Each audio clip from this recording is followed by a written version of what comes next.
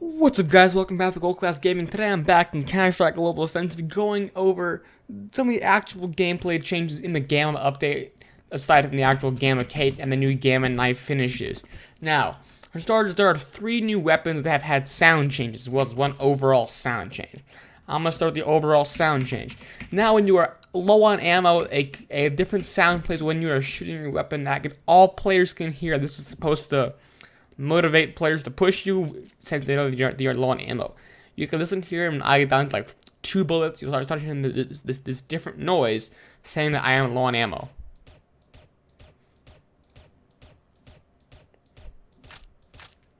There you go. That sound not only serves as an audio cue for you to reload, but also as an audio cue for other players to push you because you are running out of ammo. Now, this plays on almost all. I think this plays on all weapons except I think shotguns, and it's available to all players, like I said before.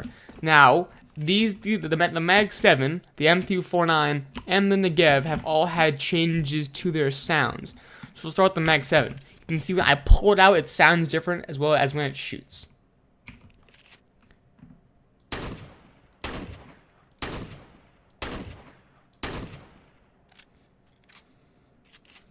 There you go. Those are the new Mag 7 sounds. They are very different. Personally, I feel like it makes the shotgun sound like it's a heavier bullet. If you kind of understand what I'm saying there, like just a more forceful bullet. Now, moving on to the M249. This one sounds relatively unchanged, except for the firing. The sound it makes when you're firing it sounds once again just like a heavier round, more like a classic light machine gun round.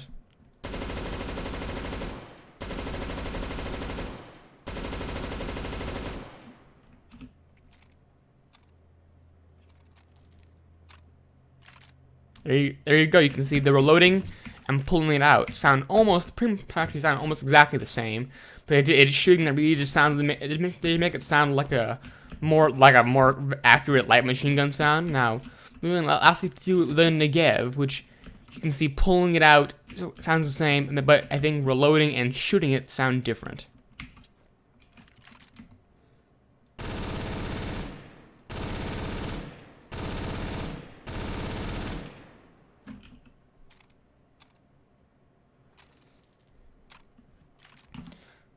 There you go. Same as the M249.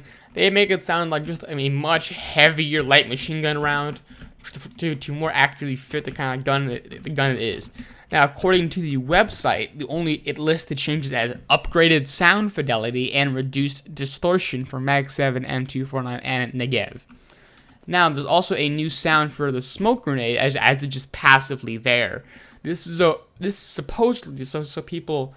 So the sound does not interfere with the diffuse sound, because apparently, if people started diffusing the bomb while a smoke grenade was active, the sound a smoke grenade made could actually like block out the sound of the diffuse, making ninjas a lot easier.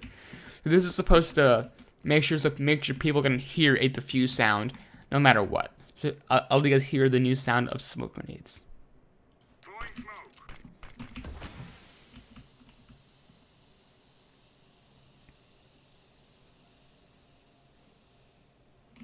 You can see it starts out sounding the same, but after it's deployed, it changes to a much more gaseous sound. That makes sense. Like it actually sounds like smoke coming out of a container, which is what a smoke grenade is. Not to seem obvious, but yeah, that's basically it for the actual in-game sound changes. Now we can go to a party lobby so you can see all the changes there. Alright, in a party lobby, you can see some things look different. So, for example, behind my name, you can see the little Prime icon. That's because Prime Matchmaking is now effectively in the game. CSGO accounts will be Prime if they have have verified their phone number and achieved at least Lieutenant rank 21 or have earned a service medal. That means even if you did link your phone number to your account, you must be at least level 21 or have had one of these service medals to prove that you've gotten past level 21 to actually play Prime Matchmaking.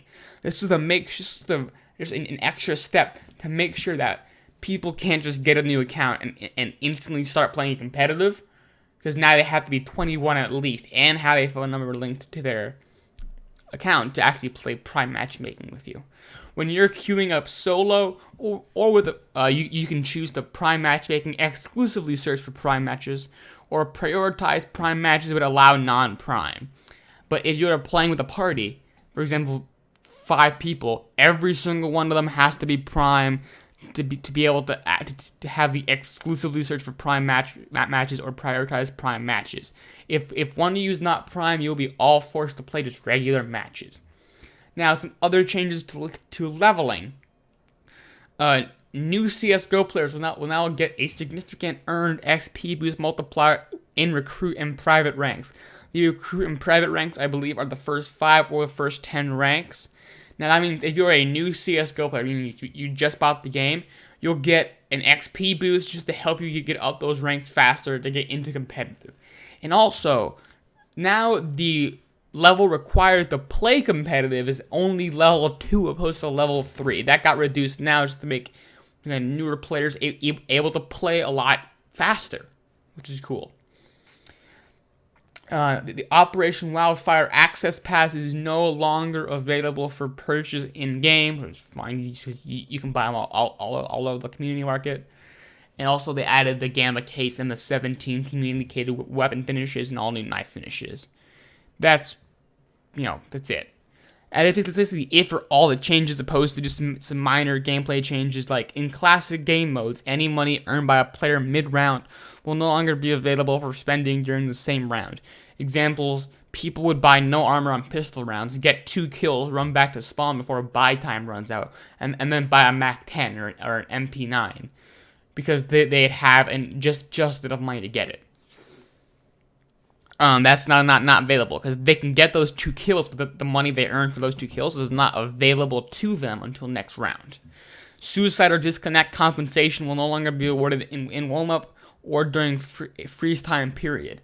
Meaning, if a player suicides or disconnects, a random player on the enemy team gets money equivalent to, basically they go that this is someone you would have killed. Here's some money for killing them. That doesn't happen. That sometimes would happen if a player disconnected during the buy time.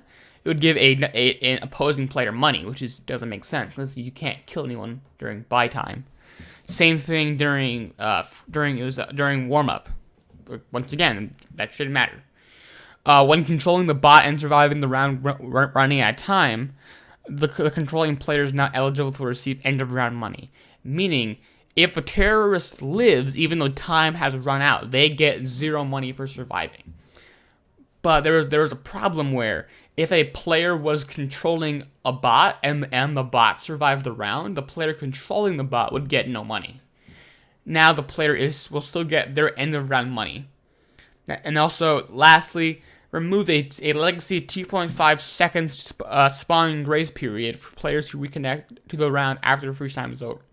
Meaning during a competitive game, if you reconnect to your competitive game after buy time is over and the round has started, you will no longer have 2.5 seconds of invincibility to kind of gather your bearings.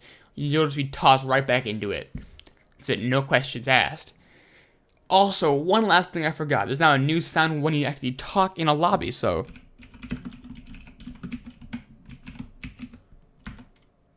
see, the new sound sounds like when you accept a competitive match when you're searching for a competitive match.